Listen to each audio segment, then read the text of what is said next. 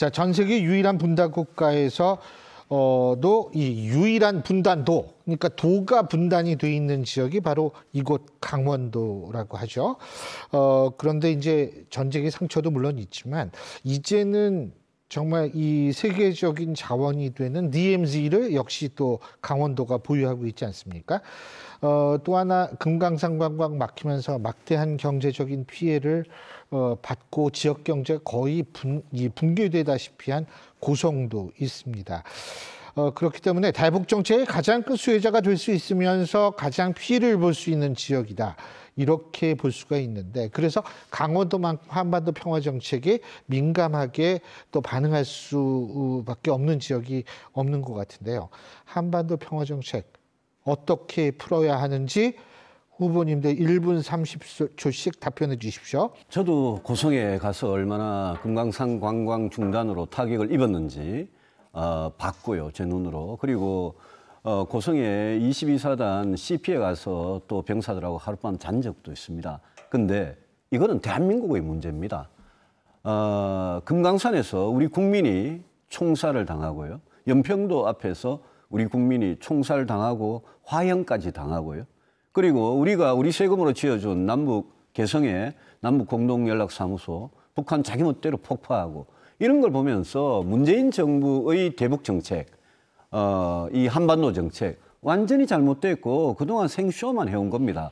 저는 우리 후보들 중에 또 우리 정치인들 중에 가장 먼저 핵 공유를 주장했고 또 사드 도입을 제가 박근혜 정부 때 박근혜 대통령이 반대할 때도 당내 반대가 있을 때도 사드 도입 주장한 사람입니다.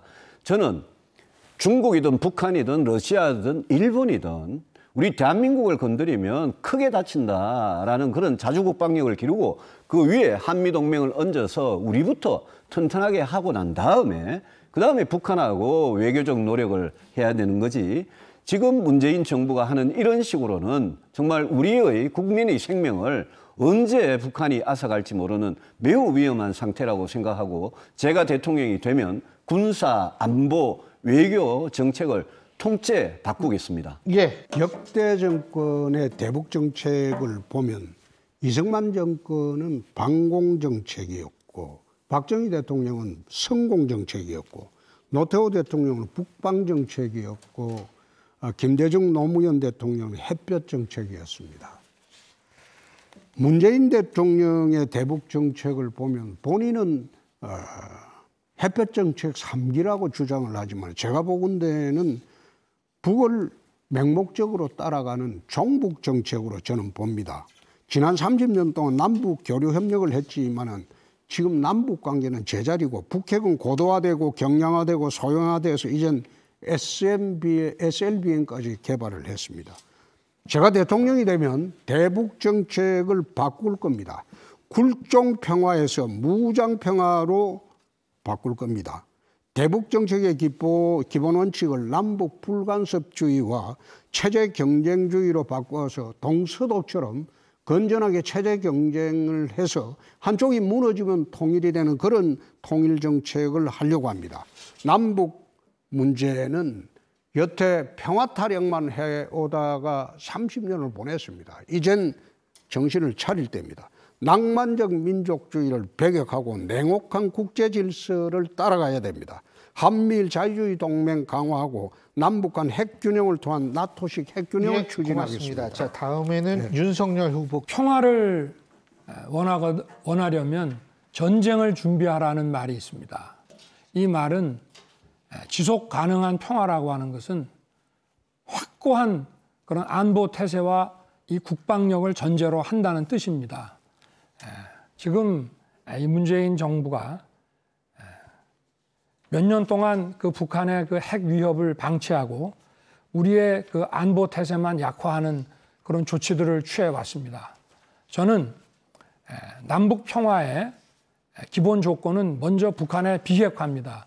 그게 전제되지 않고는 어떠한 평화도, 지속 가능한 평화도 기대하기 어렵습니다.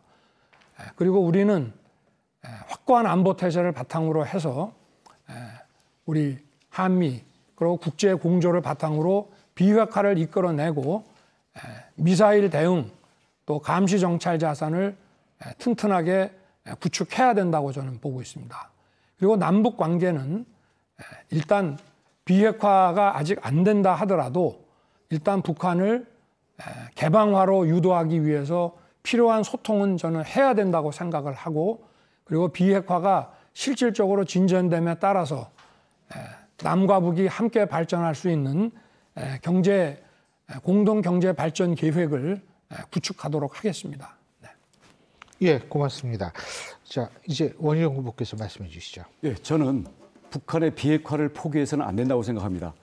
세계 질서도 그렇고요. 동북아 안보 질서 구도를 봤을 때도 북한의 핵무장을 쉽게 기정사실화시켜줄 수 있는 그런 비핵화의 포기에 따른 정책은 안 됩니다. 비핵화를 전제로 해서는요, 우리 그동안의 보수는 소극적 평화로 머무른 경우들이 많았습니다. 그러다 보니까 전쟁이냐 평화냐 또는 평화 경제 이런 부분들에 대해서 다수 국민들에게 우리의 어떤 지지를 빼앗기는 일들도 있었습니다. 이제는 보수도 적극적 평화 담론을 가져야만 합니다.